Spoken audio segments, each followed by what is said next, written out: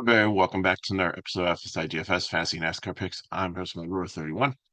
Apologize, there was no Xfinity video. I had to do a speculation one. I was on vacation and I've been traveling a lot, helping take care of my parents and stuff. And on my laptop, I realized I didn't have everything synced to YouTube Studio, so I just couldn't upload. But I did say in the video that for me that I want to see it that I did like the Haas cars there. Mayer did win the previous year, and I was hoping that maybe Creed, one of the two, would get their first win. And Mayer did pay off. I did have a good Xfinity race. The content, I didn't get the video out, but as I've been saying, if you go to the description of the video, you go to the FSI DFS website. In the Discord, there's a NASCAR pool room that's completely free. I did post all my content in there and not I didn't do the cores, but the primes are usually my cash cores. But I did put the sheet in there, and some people did very, very well. So that option is always available for you if I don't have a video out. So that's an easier way to contact me also. And pretty sad too, because I did throw out a core for the baseball game, but I completely whiffed on that because of the rain. Like I had Lux and Strider, and both of them got scratched. So I don't know. They're finishing it this afternoon at 1 o'clock. So if you got something that don't have much going on today and want a little bit of excitement before the NASCAR race, then tune into that. It should be pretty cool to see. Okay, so we have Iowa here. The Xfinity race was good. You can pass in certain spots. It was hard to pass out front though. With the leader, it had clean air. It looked like the high inside line like might give you a little bit of advantage on the restart, but it seemed like the high line was the one that I was going for. They do have a different tire, different car here, so things should act a little bit differently. It's a short flat track with a lot of laps, so we were looking for a lot of fast laps, dominator points. Need to capitalize on those, probably 2 to 3, and there's a lot of really good plays in the higher range, which makes sense because usually that's why they're priced up because they're better drivers. But some of them are in good situations, some of them are just really good at this type of track. So when I made the primes for your kind of cash core, I didn't put any of them in there because I didn't want to try to. That's why I hate it. I keep on saying it over and over. I hate like funneling you towards playing certain studs. I want you to be able to like look at it and decide on your own, or if you're doing 20 maxes or things like that, be able to like kind of mix and match. So I gave you a core of three solid drivers that I feel have a lot of floor for cash, and it gives you just above 10K left. So you can build, I built some beautiful lineups with this and variations and stuff. So really, really like that. So let's get into this. Chase Briscoe, another pole.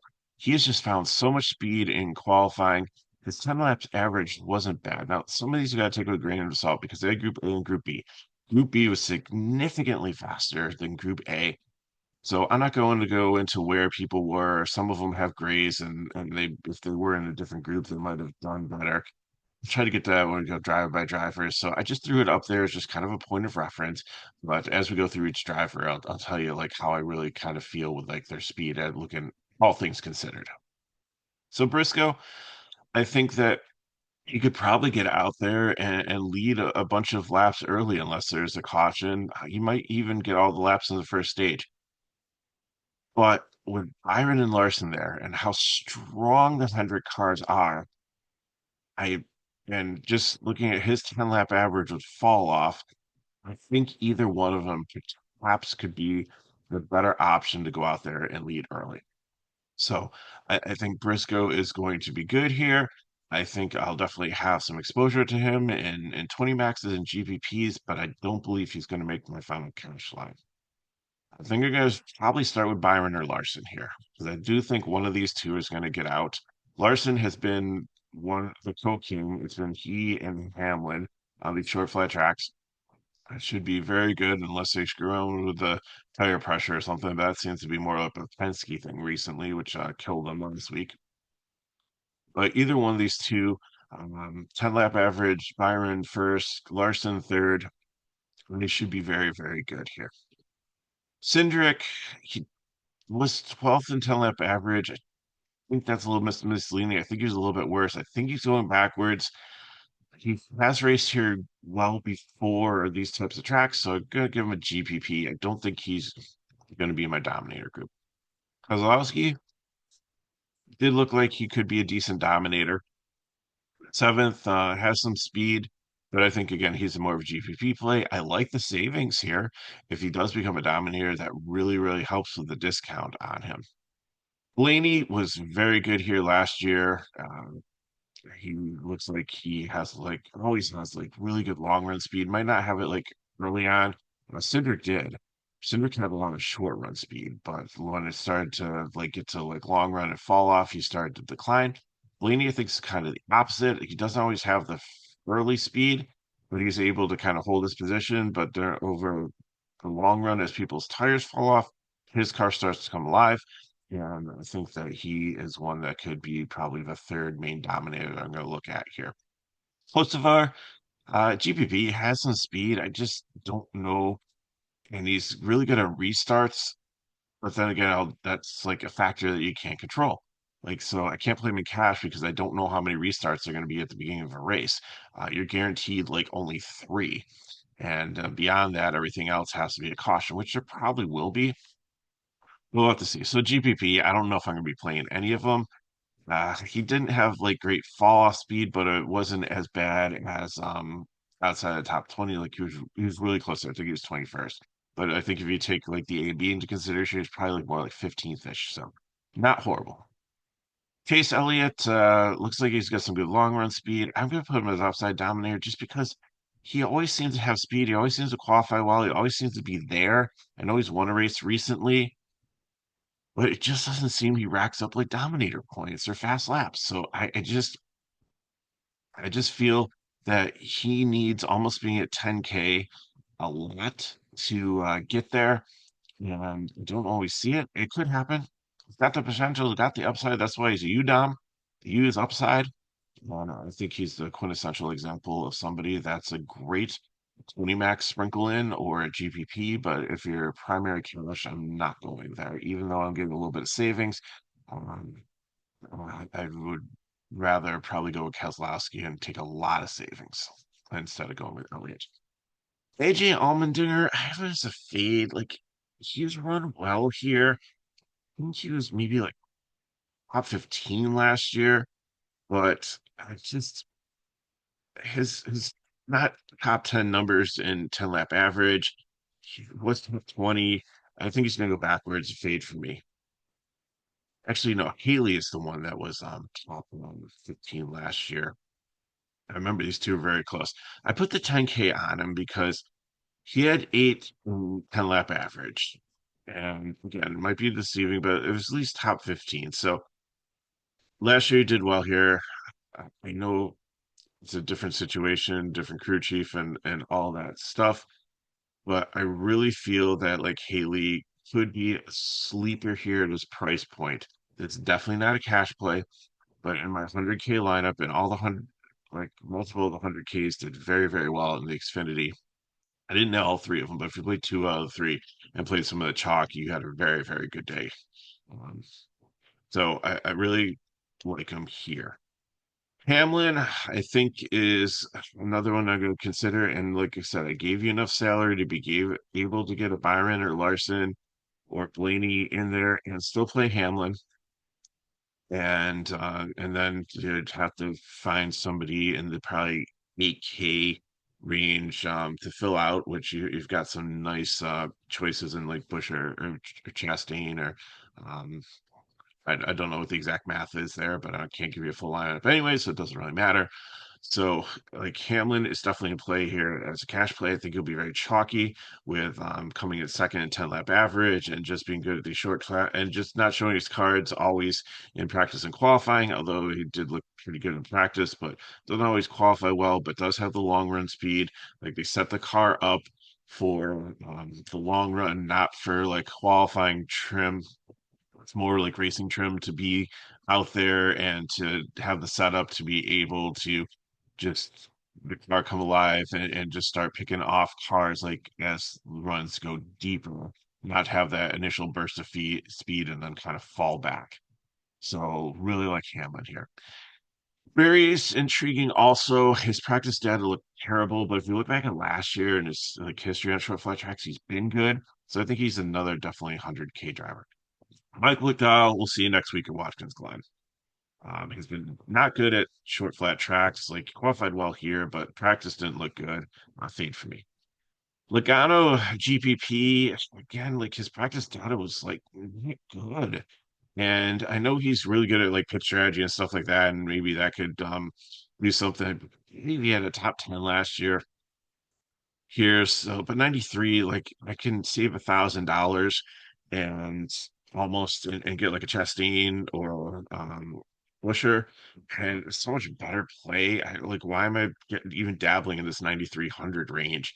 It's just like no man's land. If anyone I'm playing in this range is going to be Briscoe, everybody else I'm probably going to be leaving alone. Or like if you look at the cars like right by him in starting position, you're saving over 2 grand with the two prime plays next. Bubba Wallace, who's in great form here, does really well in short flat tracks. Won last week, whether you feel he deserved it or not. I think that he play with house money now. He can take some more chances because he's into the playoffs to go for wins. And I think Bowman also, like they're $100 apart here. They're both prime plays. These are solid, solid, solid building blocks for your lineup. I know you think, well, I want somebody for more place differential. That's fine. You can play like Busher or Chastain about and pay like over almost $1,500 more for either one of them. Or you can take these two 7K guys in the 20s. They don't really even need to progress a ton either. If they could get like 5 place differential points, they're gonna do really well. Like I have them coming like 35 to like 38 DK points, which is good. It's almost 5x value for that. So that's what I'm really looking for. Christopher Bell has been good here, but the practice wasn't as good as I expected. Place differential is obviously baked in here, and I think this is another one of these high end options. If you can't get to like Hamlin, you get a little bit more place differential here. You're saving $800. Not as good, but someone that has been good, that has the potential, has the upside. I think it's a solid cash play also. So you just got to decide between this pool between like Byron and Larson and Blaney and Hamlin and Bell for these pay ups. And Reddick, when we get down to it, also like those, that's a solid range there. I'm sorry if I skipped over. No, I think Reddick's the one I said I would play in the 9K range. Um, okay, so we're good there. Austin Dillon got a little extra time in racing in the Austin Hill car because he got suspended in Xfinity. To talk about that a little bit in the Xfinity video. I don't know. I've seen other things that I think have been more questionable for like the stars, but Austin Hill, and I think because like the announcers like kind of brought it to everybody's attention, and then like with social media and stuff, does like 10 years ago or 15 years ago, does he get penalized? Probably not. But nowadays, with the focus on safety and everything being scrutinized and a billion different camera angles and people recording stuff on their phones and stuff, there's nowhere to hide. Well, I don't know if he did it or not intentionally. Not the judge and jury on that, but he should be in the playoffs, but he's got an uphill battle for that. Austin Dillon benefited, but he got spun out like on the first couple of laps getting into Ryan Siega was. The car was damaged, so he got more seat time out there on the track, but in a damaged race car, so did it really benefit him? So GPP for me. Cole Custer, it's just congratulations, Haas. I don't think it's going to transfer over into this series. Their success yesterday, and he's been very bad on short track, flat tracks. His practice speeds were abysmal, so he's a refade for me. Ty Gibbs GPP, like Nate is misleading here because I think he was in Group A, and like if you put that in context with Group B, like it knocks him down a lot. I'm not going to fade him here, but I think there's much better plays. And this, you're saving like $500 or 600 or $700 if you could just go Wallace or Bowman. Like I just look at the context of or drop down like $800, even though it's not a cash play, I feel, and take the place differential that Ryan Preece has. Like Gibbs, I think will have a solid day, but even if he like holds his place, I don't know like if he's really gonna come up. I know my projection has him at like 33. I think that might be a little bit high. I'm thinking more like 28 to 30. So GPP. Shane Van Gisbergen, same thing as McDowell and some of these other AJ Allmendinger. Let's see you next week. I just he's been getting better on tracks that are not road courses, but just not quite there yet. Reddick, I think is has some hot upside here. Practice speeds weren't as great as I would like them to be, but I think with the place differential and how good of a driver he is, and usually he's pretty good at managing tire wear. And like I said, the high line was the preferred one as long as you didn't get too close to the wall. Up there, I think he can make it work. Maybe he's on a third groove higher than the normal high groove, and be able to pass up there and get some place differential. So I think he's still solid for cash and somebody that you can consider in the labs. Smith and Herbst here, nothing special. If you're punting like Herbst, I think is probably the cheapest I would go. I do like the fact that they're not really close to the back, so you can end up like laps down on a short track where you're gonna catch the field sooner rather than later. Uh, I think if you need some punts, they're fine, but nothing really stood out for practices for me. Jones, I think, is cash play here. I think he'll be pretty popular. Top 20 and fall off usually does pretty good on tire wear. So 6,100, solid cash play. So as GPP, I just wonder, like not being in the car next year, if like how much priority is going to be. So practice times weren't bad, but weren't great. So GPP. Busher and Chastain, another two solid ones down here. Like I consider Chastain for the prime because he's got almost the same like X value.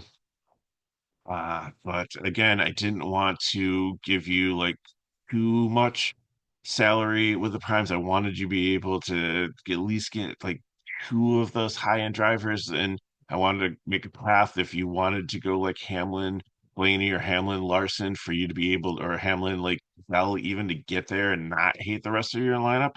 So these ones are definitely playable. If you wanted to build a line using Gillian as the prime and then Chastain and Busher, that's fine. Butcher, like in the Ford here, like I didn't feel like had the best speed. Chastain was a little bit better than I think that the number indicates for a 10 lap average, and his aggression is usually pretty good. It's usually pretty good on these types of track. I just really liked what I saw Wallace and Bowman much better, and the speed. And then there's more place differential down here, but I don't know if there's as much upside as the other two. So I'll let you decide on that. But I felt more confident going with the 7K driver since my match. John under Nemechek. I know this is his 15th here, but I think he was in Group A. And I don't know if he'd make the top 20 if you figure in like if you adjust it to the Group B, but he should be okay to play. Again, I think save $100 and go Jones. I know there's a little bit more place differential, like five with John Hunter Nemechek, but I think Jones is the better one with tire wear and everything. I'm not saying don't, but like you have two drivers here that are cheaper right behind him in Stenhouse, who's been good on short flats, and Gregson. They didn't have it, and even Ty Dillon here. Like none of them had great practice data, but again, I think they're safe enough not to get lapped by the field and be like down. I think that they'd be able to progress. They might eventually fall down, but I think there's a chance for them to get a little bit of a place differential here and be solid. Reese is an enigma here because he's usually been good on tracks like this, but his practice data was horrible. He's got some place differential, but at seven, hey, like if you look at the other pricing down here, it's just harsh. So I think he's a perfect one to swing for the fences in GPP. Gillian, I think, is always in Cup Series has always been a great floor driver in the Truck Series who's good on short track, flat tracks. So I think there's a lot of upside here. I love the putting the prime tag on him. Practice style wasn't stellar. I'll admit that, but at the price point, he's probably one of the best point per dollar front plays that I feel that is safer.